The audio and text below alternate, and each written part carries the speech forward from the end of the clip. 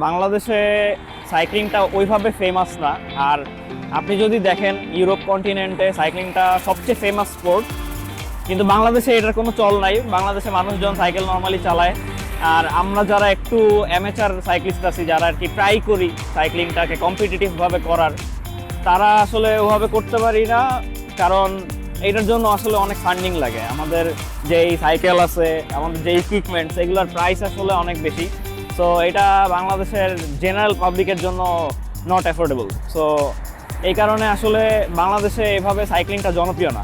আর দ্বিতীয়ত যে পেশা হিসেবে যে সাইক্লিংটা নাই, কারণ বাংলাদেশে সাইক্লিংয়ের ওরকম ইভেন্ট হয় না।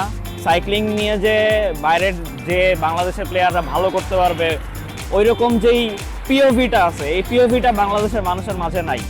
এবং আমাদের যে ফেডারেশন আছে বা আমাদের যে গভর্নমেন্টের যে ফান্ডিং আছে, সেটা আসলে সাইক্লিংয়ের পিছনে কেউ খরচ করে না। সো আপনি যদি সাইক্লিংয়ে পেশাগত হিসেবে নিতে চান, এটা আসলে বাংলাদেশে কোয়াইট ইম্পসিবল।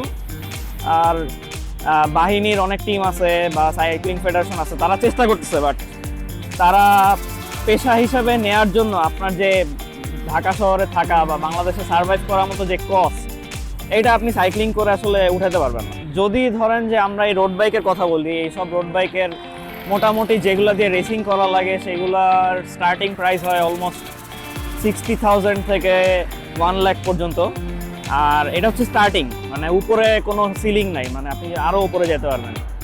আর এমনি ধরেন যে আমাদের যে হেলমেট বলেন বা সেফটি গগল, সেফটি ইকুইপমেন্টস, তো জুতা আছে, আরও অনেক কিছু আছে, এগুলার প্রাইস আসলে সবই মোটামুটি ধরেন যে 10,000 20,000 এমন প্রাইস। তো আপনি যদি সব মিলে ওভারঅল একটা ক্যালকুলেশন করতে চান, একটা সাইক্লিং স্পোর্টসকে হবি হিসেবে নিতে আপনার দেখা যাচ্ছে যে 1.5 থেকে 2 লাখ টাকা খরচ হয়ে যাচ্ছে, যেটা বাংলাদেশের মানুষের জন্য মানে ফিজিবল না।